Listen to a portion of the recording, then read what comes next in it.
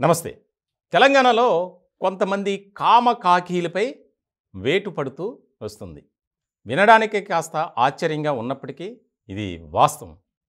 అంటే పోలీస్ స్టేషన్‌కు న్యాయం కోసం వెళ్ళినటువంటి మహిళలు ఎవరైతే ఉన్నారో వారిని లొంగదీసుకోవడానికి కొంతమంది కాకీలు ప్రయత్నాలు చేశారు. అది కూడా హైదరాబాద్, ముఖ్యంగా 3 కమిషనరేట్ పరిధిలో. హైదరాబాద్, సైబరాబాద్, రాచకొండ 3 కమిషనరేట్ పరిధిలో. దానికి సంబంధించి తాజాగా ఒక సర్కిల్ ఇన్స్పెక్టర్ సిఐ సస్పెండ్ అయ్యారు. అది కూడా చాలా కీలకంగా మారింది.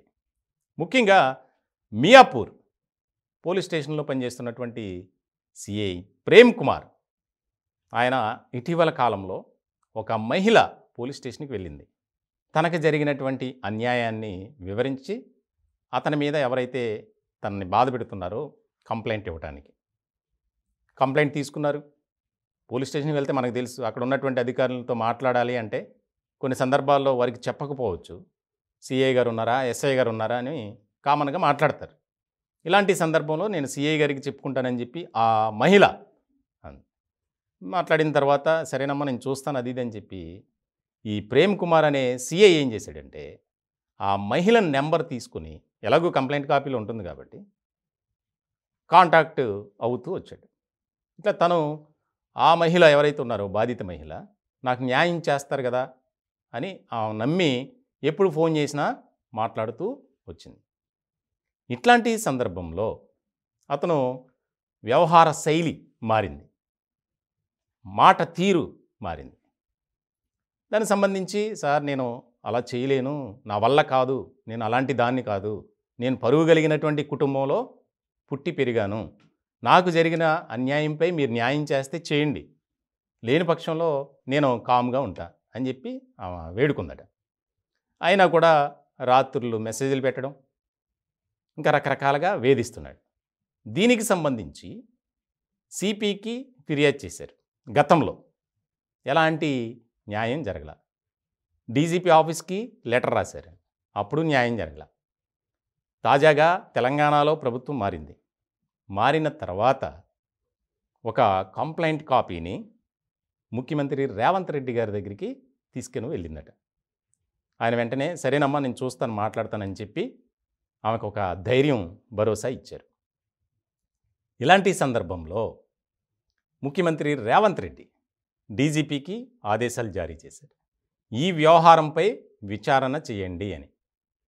విచారించినటువంటి సందర్భంలో చాలా ఆసక్తికరమైనటువంటి విషయాలు బయటకు వచ్చాయి. ఎస్, ప్రేమ్ కుమార్ ఆ మహిళ పట్ల అనుచితంగా వ్యవహరించారు.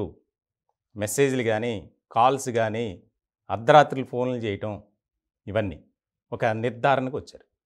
దానికి సంబంధించి తాజాగా ఆయనపై వేటు పడింది. అంటే ముఖ్యంగా తెలంగాణ వ్యాప్తంగా ఇటీవల జరిగినటువంటి ఘటనలు మనం చూస్తే, అంటే వేధించడం మహిళల్ని. పోలీస్ స్టేషన్ కోసం, న్యాయం కోసం వెళ్తారు పోలీస్ స్టేషన్కి. దాంట్లో కొంతమంది, అందరినీ అనట్ల నేను, చాలామంది నిబద్ధతతో పనిచేస్తారు. ఖచ్చితమైనటువంటి మనకి పోలీస్ జాబ్ చాలా పవర్ఫుల్ది అని, వర్క్ ఈజ్ వర్షిప్ అన్నట్టు పనిచేస్తారు. కానీ కొంతమంది ఉంటారు, కామ పిచాచులు అంటారు వాళ్ళని, మానవ మృగాలు, ఇలా రకరకాల పేర్లు ఉన్నాయి. అందుకే నేను అంటున్నా కామ కాకీలు.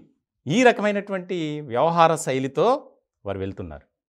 దీనికి సంబంధించి ప్రేమ్ కుమార్ సిఐపై వేటు పడింది.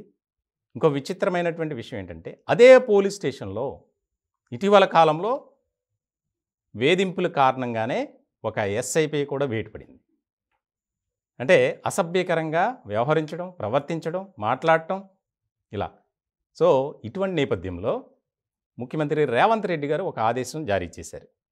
తెలంగాణ వ్యాప్తంగా ఎవరిపై ఇటువంటి ఆరోపణలు వచ్చాయో, అంటే గతంలో కొంతమంది, చాలామంది బయటకు వచ్చి చెప్పలేరు, కానీ కొంతమంది మాత్రం విసిగిపోయి తట్టుకోలేక బాధ చెప్తారు. అలాంటి వాటిని మొత్తం పరిశీలించండి, ఆ లిస్ట్ కావాలని చెప్పి ఆదేశాలు జారీ చేశారట.